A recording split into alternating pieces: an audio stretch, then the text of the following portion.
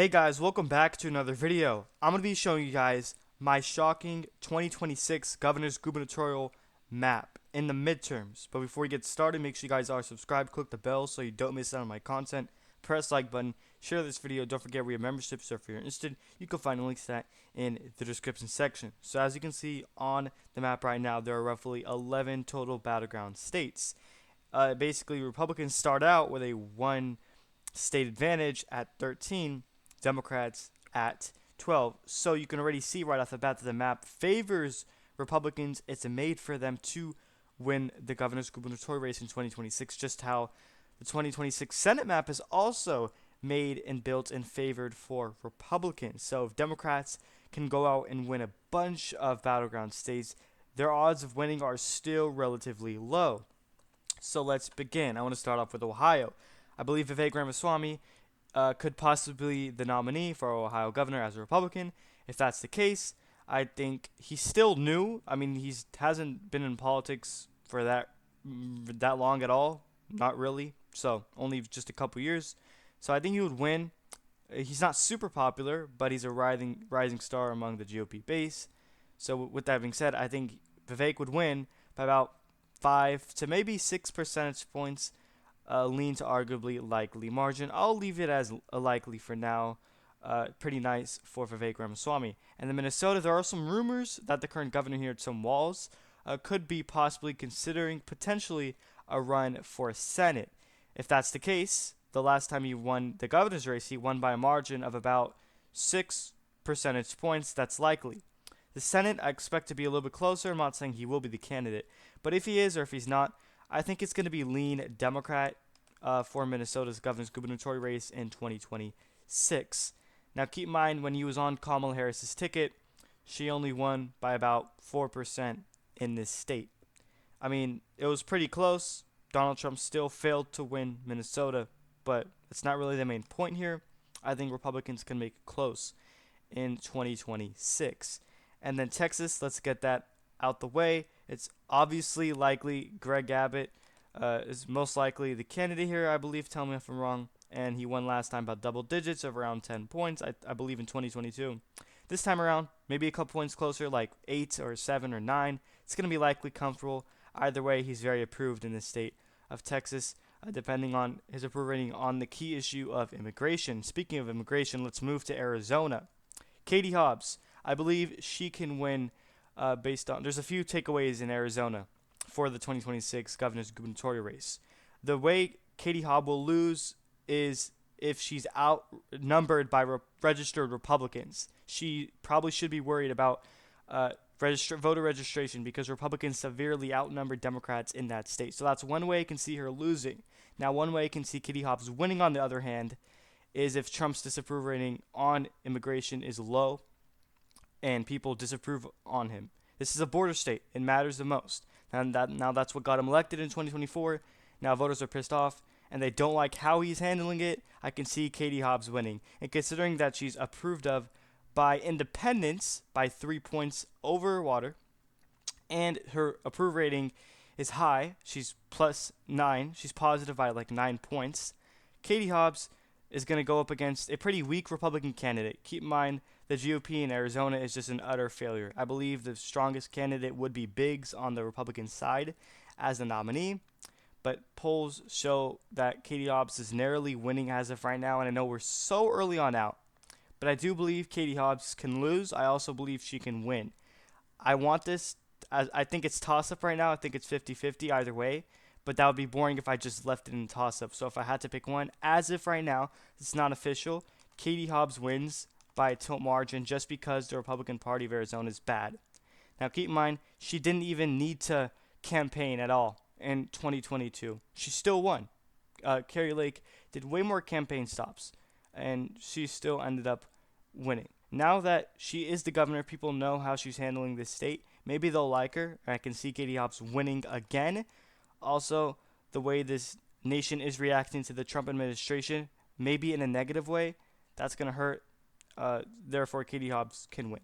Meanwhile, in Nevada, it's the total opposite story. Joe Lombardo is a very popular governor, I believe more popular than Katie Hobbs as a Republican. Nevada is shifting towards the right. it swung 5 points to the right in favor of Trump 2024. Therefore, I believe strongly Joe Lombardo, the Republican governor, currently is going to win by a lean margin of about 4 percentage points. He won last time by a little bit over 1 point. I believe he won by 3% more in 2026. So Nevada and Arizona are the polar opposite of each other, even though they both swung to the right by exactly 5 points in 2024. And then you have Georgia. Obviously, you have Brian Kemp, who's not going to run. He's term limited. I don't know who the Republican candidate is or the Democrat. Doesn't matter. Democrats don't really have a good candidate to run for governor. I mean, last time it was Stacey Abrams. She got absolutely obliterated. I know it's not going to be Brian Kemp this time around, but no matter who the Republican is, I can see them winning Georgia's governor's race by a lean margin of maybe 3 to maybe 2 percentage points. It can be close. It'll definitely be close. Georgia's shifting towards the left. Now, for the Senate, it's a totally, completely different story. I see the Senate race in Georgia actually going blue by about 3 points to John Ossoff, but that's not what we're focusing on in this video. So this is the map so far. And then you have Vermont. Phil Scott, I believe, can run unlimited terms. I believe so. Tell me if I'm wrong. He's probably going to win by a solid amount. And then you have New Hampshire.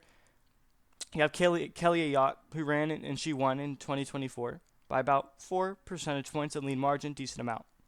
I think she win by a similar amount this time around of 3 points, a lean margin. It might get a little bit closer, but still not enough for her to lose her race. Therefore, Kelly Ayotte is a strong Republican candidate in a state that Harris won by 3 points. New Hampshire, in my opinion, if you take a look at statistics, is actually trending towards the left in favor of Democrats. But Kelly Ayotte is a strong Republican moderate candidate. She does not align herself strongly with Donald Trump. Therefore, she's going to win in the state of New Hampshire once again as a Republican governor. Therefore, Republicans get 19 in this map. And then you have 3 Rust Belt states, Wisconsin, Michigan, Pennsylvania. This is going to be interesting. I think Wisconsin will be lean Democrat. Republicans don't have a strong candidate whatsoever. I'm not saying Democrats do as well, but it's slightly better for them. Wisconsin was the bluest Rust Belt state of the 3 in 2024. It voted to the left of both Michigan and Pennsylvania. So considering that's the fact, I think Wisconsin will once again, because obviously Tony Evers, I believe, is term limited, and he's running up there in age, so he's not going to run. Democrats once again will elect a Democratic governor. Or Wisconsin will elect Democratic governor. And then you have Michigan. Obviously, Gretchen Whitmer is term limited, so doesn't really matter. I believe John James is running as for governor. He ran for Senate last time. He lost by a decent amount. He probably is the Republicans' best hope at this point, John James. I think he'll make this race extremely interesting, extremely close. But considering the current administration is held by Republican control, I would assume the nation wants to flip in terms of a different direction, similar to what we saw in New York's mayoral election results. So considering that Michigan went to Trump in 2024, maybe in the governor's race, they would probably go Democrat. It's going to be extremely close. I see this as toss-up, but similar to Arizona, I would say tilt Democrat right now by about a point. And then Pennsylvania, Josh Shapiro is probably the best governor out of all of them up here so far. So Josh Shapiro won last time by 14 points. I know Doug Mastriano was not the best candidate on the Republican side, but doesn't matter. That was a really stunning, amazing victory, outstanding for Josh Shapiro. I tend to sometimes overrate him a lot. Not really sure if I do, but I think he'll win. It might be a bit closer. I think he'll win by like 9 to 10 points instead of 14 from last time. Just a few points closer, but still very comfortable for him if he decides to run again. So 17 for the Democrats, 19 for the Republicans. This is my official governor's gubernatorial race prediction for 2026. Let me know what states you agree with or disagree with in the comment section down below. This is my prediction. And before we go end out the video quickly, I want to get over the 2025 off-year special elections for Virginia and New Jersey's governor's race. Abigail Spanberger is running as a Democrat in Virginia against Winsome Sears, who I believe is the current attorney general or lieutenant governor of the state of Virginia. Now, Glenn Youngkin won't be on the ballot to save her, which is literally why she won last time, was because of Glenn Youngkin. And most polls show the Democrat up Abigail Spanberger by like 6-7 points. I think she won by 5 points, a lean margin. Winsome Sears is not the best candidate. She was carried by Glenn Youngkin last time. And the New Jersey Republicans actually came, I believe, within 3 points of winning this state on the governorship back in 2021 for that off-year special election. I think it will be extremely close, just like last time this time around. But I think Democrats will win it by a lean to tilt margin. Also, Trump came within like 6 points. So New Jersey shifting towards the right, but still, because this is 2021, Republicans typically normally do not show up. Glenn Youngkin and Winsome Sears last time got extremely lucky, so this is the map. So that's pretty much it. One last final reminder is to subscribe, click the bell so you don't miss all my content. Press the like button, share this video. Don't forget we have memberships. You can find the links to that in the description section. Thank you everyone for watching.